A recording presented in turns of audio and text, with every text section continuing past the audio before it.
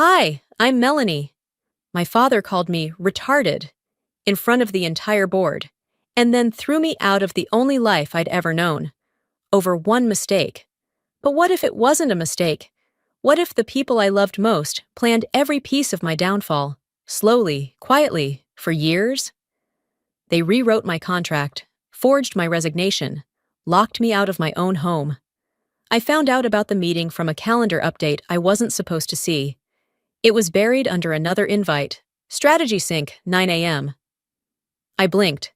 That was my project. I clicked it open. Ronan had scheduled it with legal, ops, and the executive team. My name was missing. I marched down the hall to ask Dana, my assistant. She avoided my eyes, pretending to type. Hey, I said, trying to sound casual. The meeting this morning, why wasn't I looped in? Dana hesitated. I thought you knew. Knew what? She looked down. Ronan said, he told me you wouldn't be needed. My stomach dropped. It's my project. I know.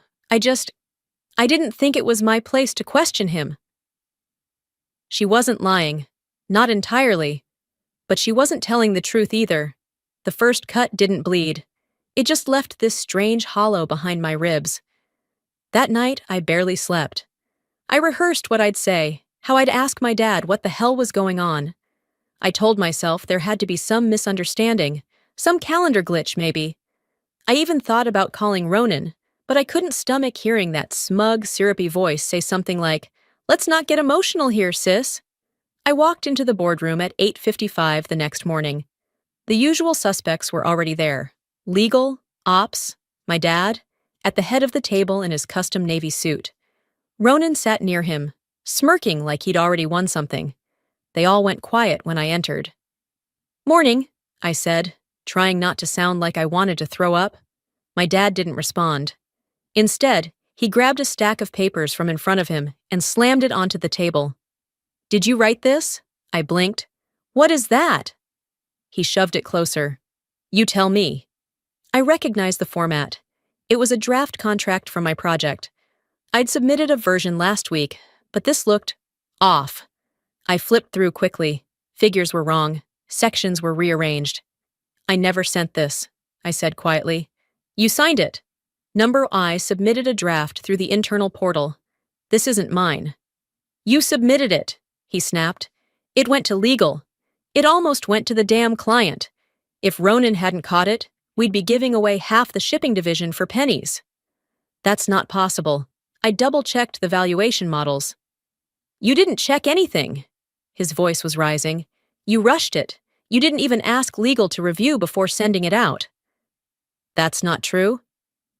"Then explain this." He jabbed the page with his finger.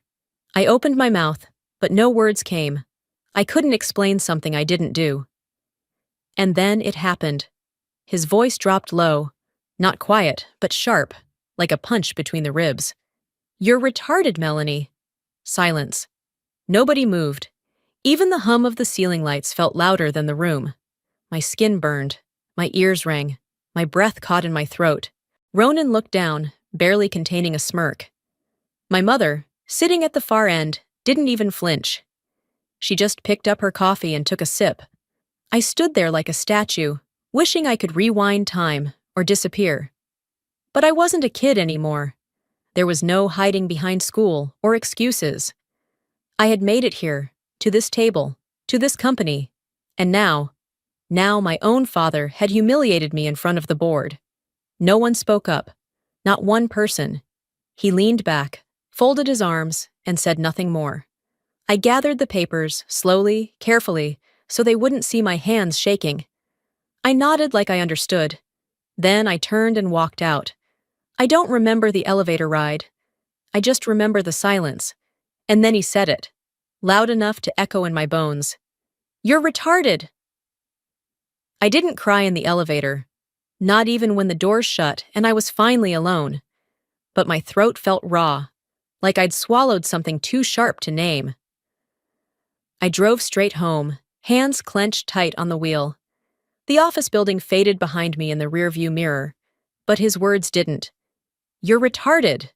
I replayed it, Again and again, like some broken loop I couldn't escape. He'd said it like it wasn't the first time he'd thought it, just the first time he let it slip. Lake Forest looked exactly as it always had. Too perfect, too quiet, too fake. The sun was already sinking behind the rows of manicured trees as I pulled up to the gate. I typed in the code. Nothing happened. I tried again, still locked. My phone buzzed. A message from the household system. Access suspended. Contact admin. At first, I thought it was a glitch. Then I saw him, Gregory, my father's assistant, standing by the front steps, holding an envelope. He didn't wave, just stood there, waiting, like this was any other delivery. I stepped out of the car slowly, leaving my bag behind. "What's this?" I asked, even though I already knew.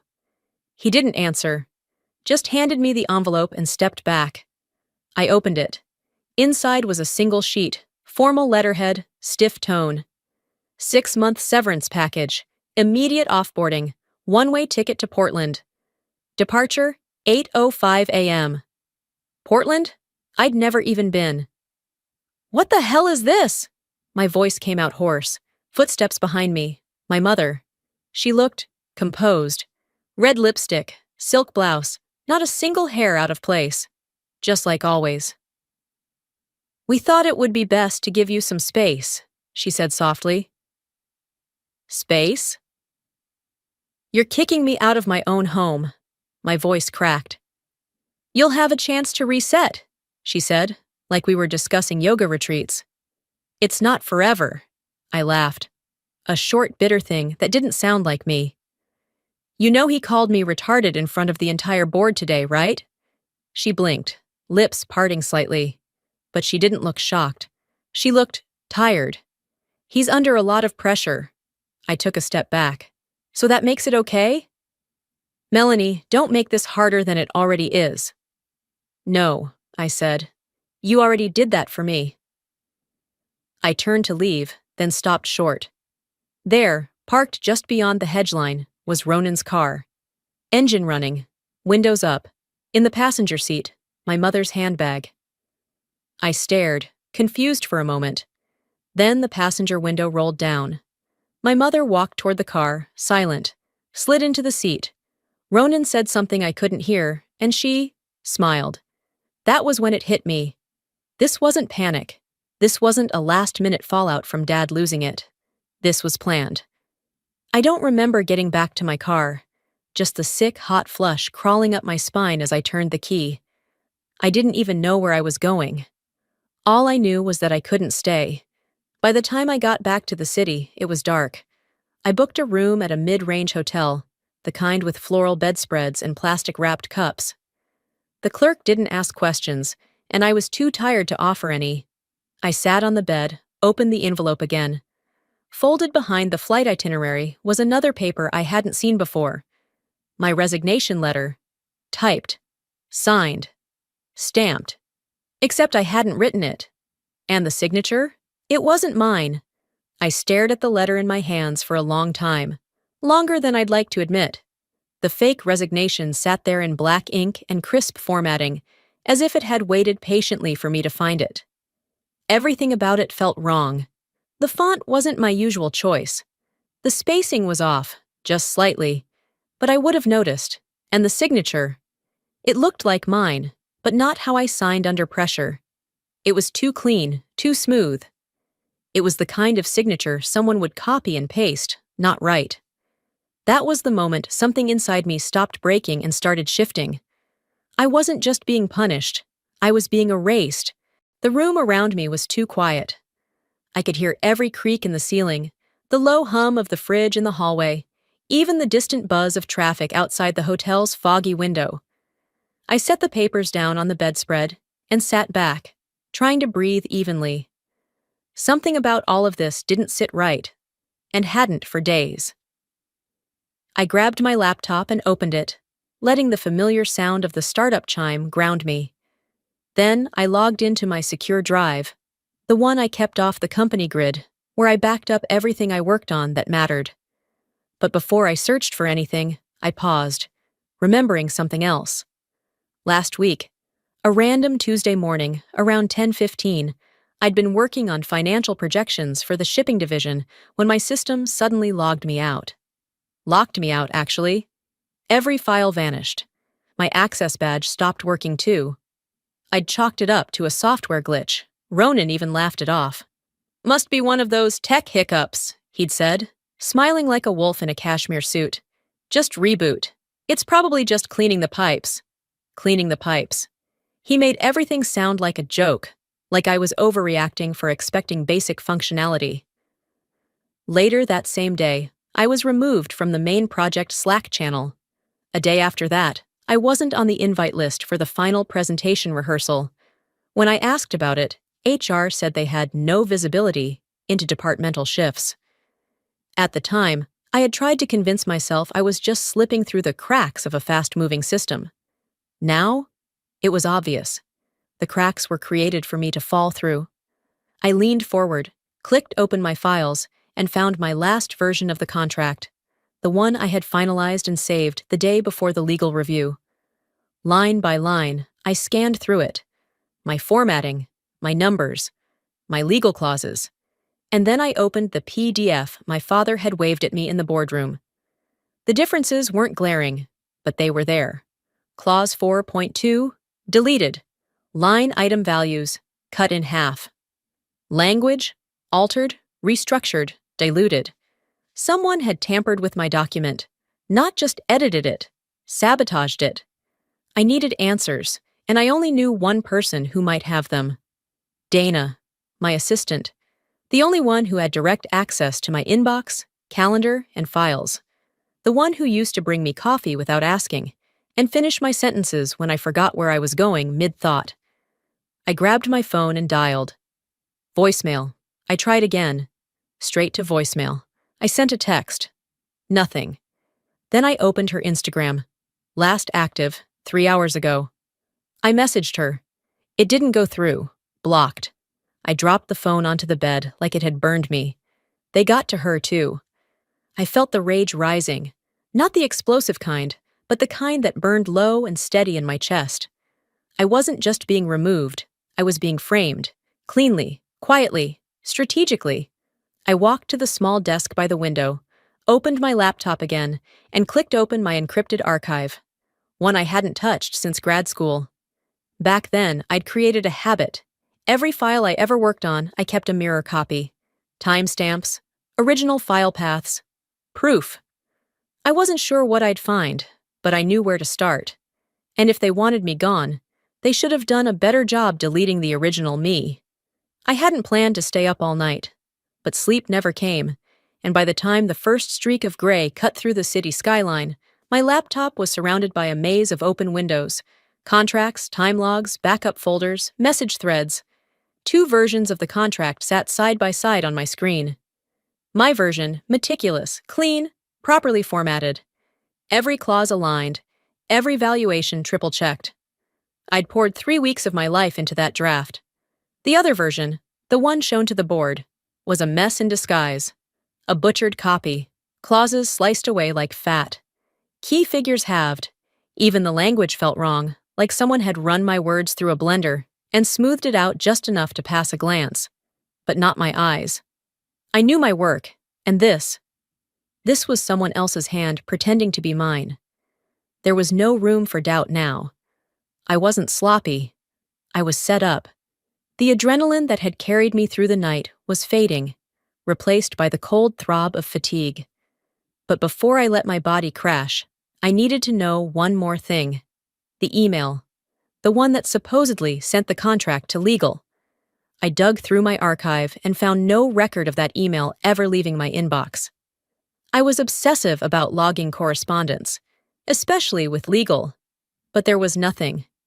I remembered Ronan making a snide comment in the kitchen one day. Paper trails are only useful when you control the paper. I'd laughed at the time. Now it made my stomach turn. I checked my smartwatch, an old habit I never broke, even when I hated the look of it. I pulled up my location history. At the exact time the email was supposedly sent from my work account, I was 2 miles across town at a supplier meeting. My GPS showed me at the corner of Randolph and Clinton, timestamped and geotagged.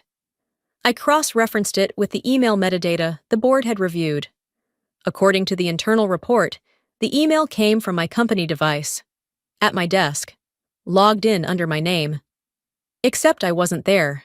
My smartwatch proved it. But when I tried to retrieve my company system logs, they were gone, wiped, clean, as if I'd never been there at all. Somebody had scrubbed the timeline, erased my alibi, and the only way they could do that was with access I no longer had. I sat still for a few seconds, letting the weight of it settle into my bones. Whoever did this didn't just want me out. They wanted to make sure no one remembered I was ever in. I stood up, stretched my stiff legs, and poured myself a glass of water from the courtesy pitcher on the dresser. My hands weren't shaking anymore. I wasn't confused. I wasn't scared. I was done hoping this would fix itself. I walked back to the desk, sat down, and opened a blank message draft. To Ronan Varel at varelglobal.com. Subject: Curious. Do you remember what you said about paper trails?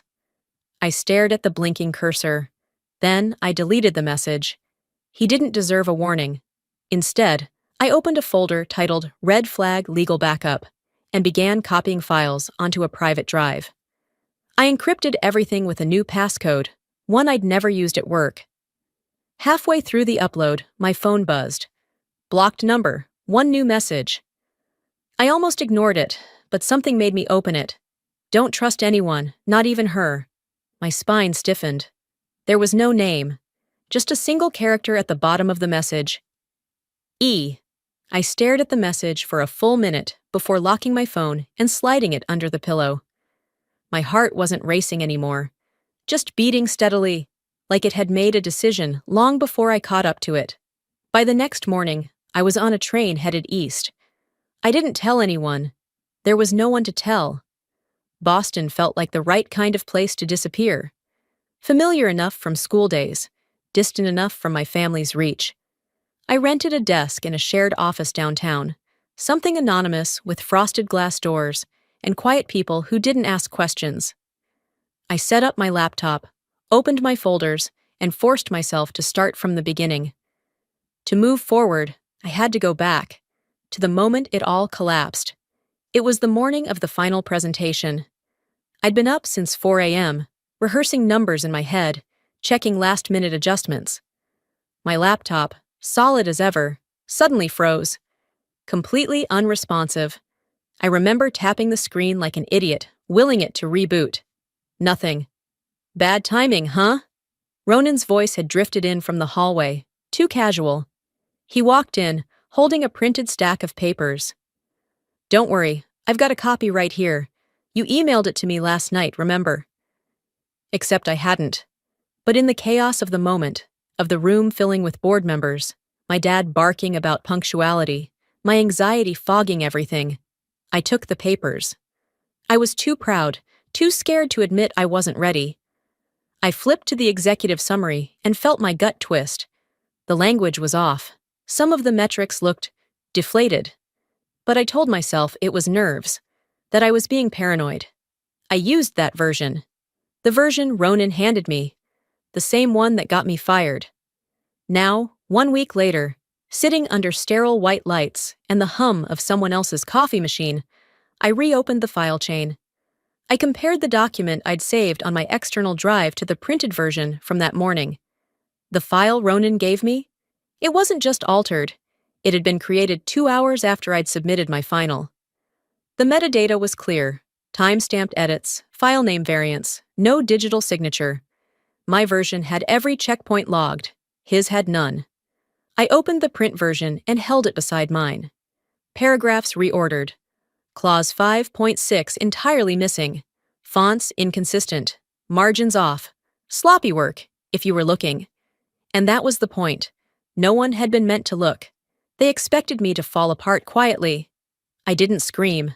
I didn't throw anything. I just sat there, teeth clenched, rereading every line with a stillness that felt surgical. They forged my mistake. And they handed it to me like a loaded gun, knowing I'd fire it into my own foot. But they forgot one thing. I keep records. I composed an email to the legal team. 2 sentences. No accusations. Just questions. Can you confirm who authorized the revised contract draft presented at the March 2nd meeting? I'd like to verify the final formatting source. I hit send. Then I waited.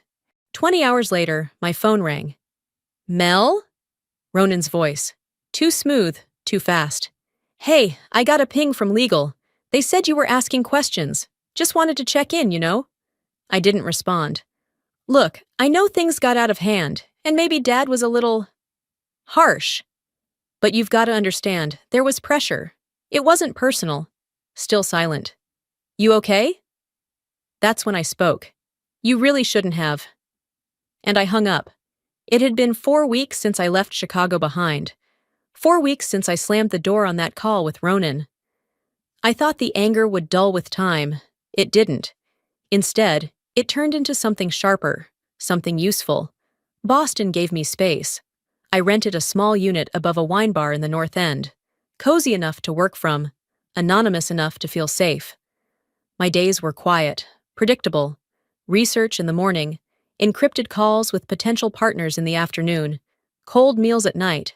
But it was the mailbox downstairs that changed everything. One afternoon, after a long call with a maritime logistics contact in Singapore, I found a cream-colored envelope wedged between credit card offers and pizza coupons. My name was written in familiar, blocky handwriting I hadn't seen since I was a teenager. Inside was a single page. No signature, no return address, just a message in Ephraim's hand. They've underestimated the one I taught best. Do not trust email. They're watching everything. Use what I gave you. For a moment, I just sat on the stairwell, letter in hand, fingers trembling slightly. I hadn't heard from my grandfather since the day I was escorted out of the boardroom. Everyone thought he was too old, too tired to care anymore. They didn't know him. He never stopped watching. And clearly, he hadn't stopped protecting me either. The next morning, I registered a company under a name I'd scribbled in the margins of my grad school notebooks years ago. Phoenix Navigation Solutions. A rebirth. A rise. Quiet, unassuming, but sharp where it counted. I hired 3 people. None of them from Chicago. No resumes that could be traced back to Varel. Just scrappy, brilliant, hungry minds who liked puzzles and hated bureaucracy. We set up shop in a co-working loft with brick walls and terrible coffee. But it was ours. We worked quietly, with no press, no LinkedIn posts, just data, trade flows, port traffic, licensing renewals, and one clause, 23.4b, printed and pinned above my desk. In the event of restructuring or asset transfer, the original signatory shall maintain first right of refusal for all Pacific Rim shipping routes and associated infrastructure. Buried in corporate legalese, nearly invisible, but not to me. A week after Phoenix launched, I received another letter from Ephraim. No greeting, no pleasantries. Watch the Singapore deal. They're overstating asset value. The real leverage is in the port access. Jakarta and Cebu are next. You know what to do. I didn't need translation. It was a game of dominoes, and I was watching them line up. Every few days, more letters came. No digital trail, no proof he existed in this plan. Just paper, ink, and intent. Trust no one, he wrote once, especially the ones who smile too easily. I thought of my mother, her calm voice handing me a plane ticket out of the house, the way she sat in Ronan's passenger seat that night. Not confused, not conflicted, comfortable. They'd all made their choice. Now I was making mine. Each note from Ephraim was another breadcrumb. Each one pulled back the curtain a little more. I stopped thinking like a victim. I started thinking like an architect. On a Thursday night, the office was empty. My team had gone home. I was alone with the hum of the city outside and the soft tap of a highlighter against my desk. I took the original board contract, the one they claimed I'd ruined, and pinned it next to mine. Then I pulled out the clause, 23.4b, circled it in red, underlined it, and whispered aloud just once. Your mistake was thinking I wouldn't come back. 10 years passed. Not slowly, not gently, but with enough distance for me to sharpen the edges they once tried to file down. The morning I returned to Chicago, the city skyline didn't feel the same. I wasn't here for nostalgia. I wasn't here for closure. I came to finish what they started. The law office sat on the 33rd floor, overlooking the river, sleek, polished, impersonal, like most of the men who used to sign my paychecks. I walked into the lobby of Caldwell & Associates in a charcoal suit, heels clicking across marble. My reflection in the glass doors didn't flinch. When the elevator opened onto the conference floor, I stepped out to silence. They were all there. Ronan at the head of the table, like a prince in exile, my parents on either side.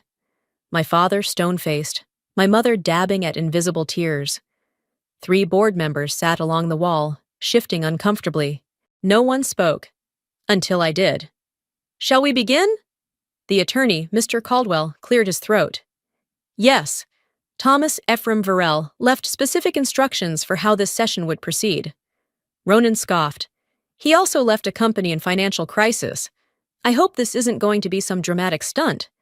I sat down across from him, unbothered. Mr. Caldwell opened the envelope. "To my granddaughter, Melanie Varell, I leave all controlling interest in Varell Global, including but not limited to voting rights, majority shareholding, and full operational authority." The air left the room.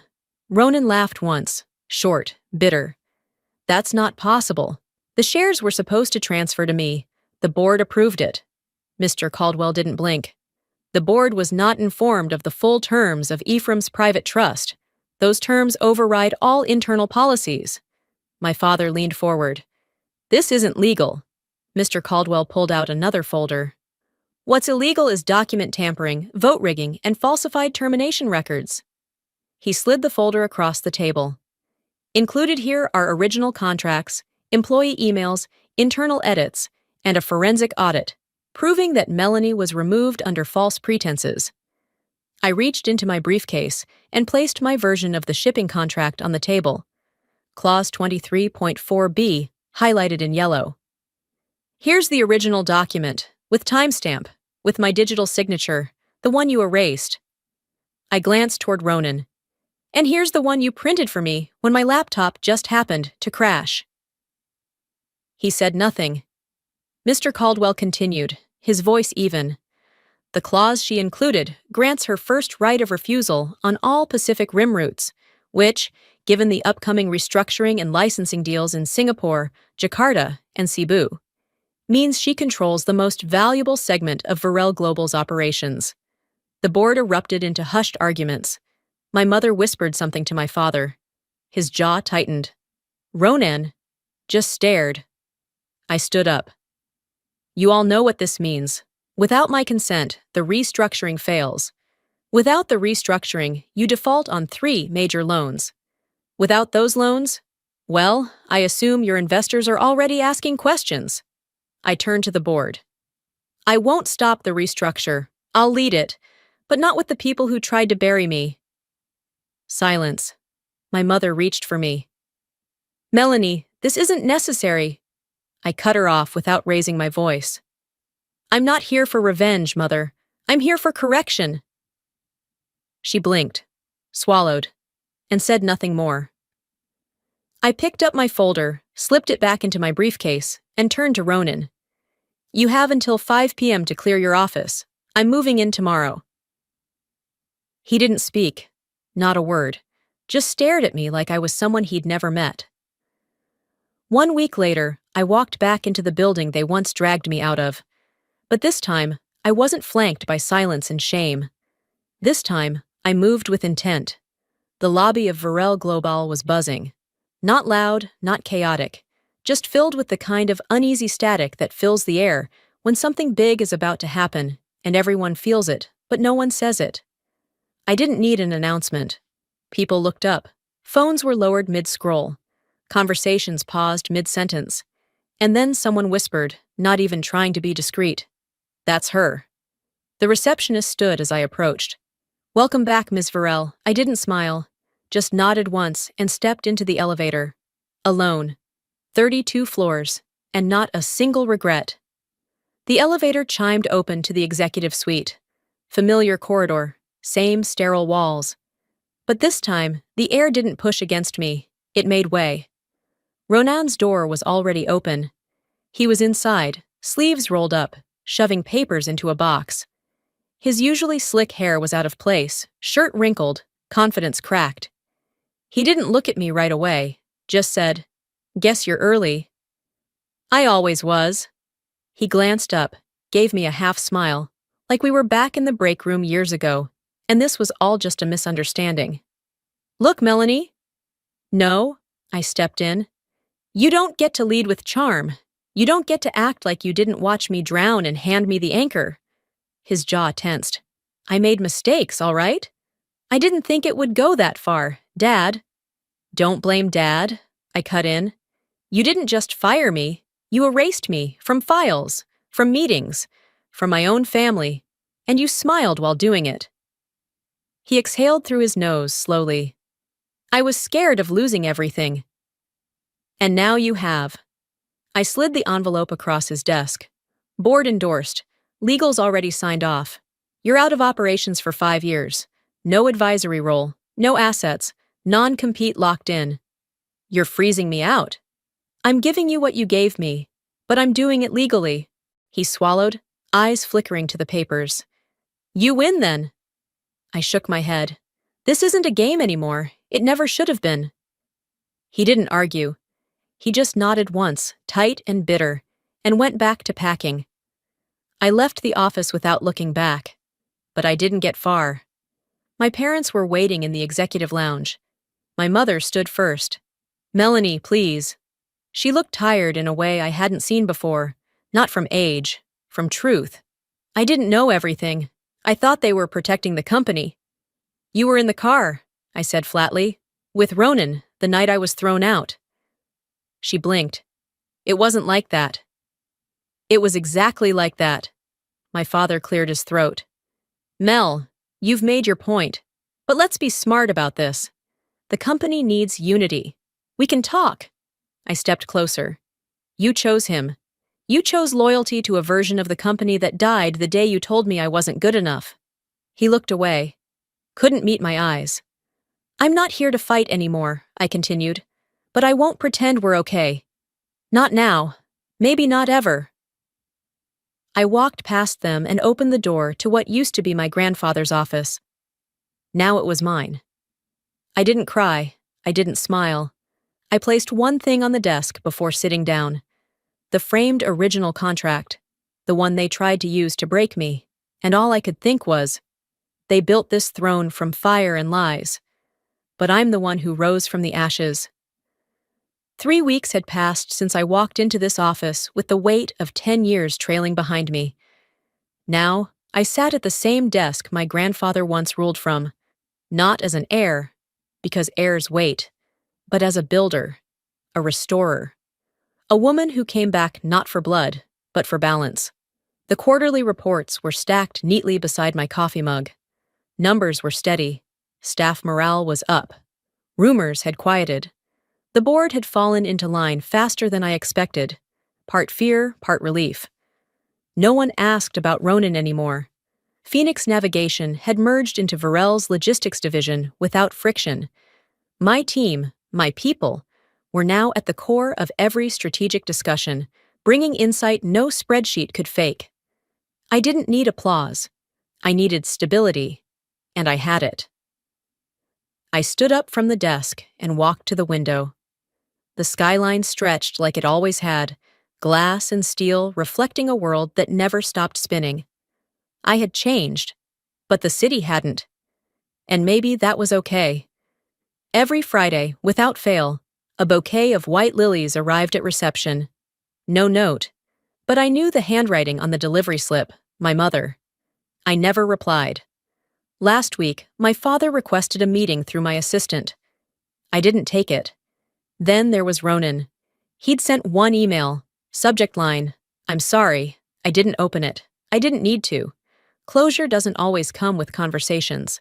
Sometimes it's just silence that holds. I wasn't cruel, I just understood, finally, what they never had. Blood means nothing without truth. Family is not made of last names, it's made of choices. Mine had spoken loudly for years. And now, so had I. I turned back to my desk and reached for a small velvet envelope I had locked in the bottom drawer. It was the last letter from Ephraim, dated 1 month before his death.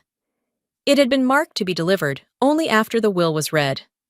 I unfolded the paper, hands steady. Melanie, queens don't wait for crowns, they build their own. And they do it not to be seen, but to lead. You were never a pawn, never a mistake, just a threat they underestimated. Don't become what they feared, become what they needed. I folded the letter carefully, placed it back in its envelope, and returned it to the drawer. Then I stood, walked to the door, and took one last look at the framed contract on the wall, the same one they tried to use to break me. It didn't symbolize revenge anymore. It represented survival and evolution. I stepped into the boardroom, where the next meeting was about to begin. No heads turned in surprise this time, no sideways glances, just acknowledgement, and something more powerful than any title: respect. Some stories don't end with revenge. They end with understanding who you are, no matter who refused to see it. I used to believe loyalty was owed, especially to those we call family. But I learned the hard way. Loyalty that costs you your identity isn't love, it's control. Being underestimated hurt. Being betrayed by blood, that shattered me. But here's the truth. Sometimes the people who break you are also the reason you rebuild stronger. This isn't just a story about revenge or business. It's about knowing your worth even when no one else does. It's about fighting for the truth even when it costs you everything. And above all, it's about choosing who you become, no matter who tried to define you. So maybe now it's your turn to ask yourself, have you ever been told you weren't enough by your own family? Have you ever walked away from something toxic to build something better? If so, you're not alone. And I'd love to hear your voice. Drop a 1 in the comments if this story touched something inside you. Tell me where you're watching from. Let's connect. If this video didn't hit you the same way, tell me why. I welcome every perspective. And hey, if you're still watching, take a second to subscribe. This channel shares stories that challenge, inspire, and remind you that even when life burns everything down, you can rise again, smarter, stronger,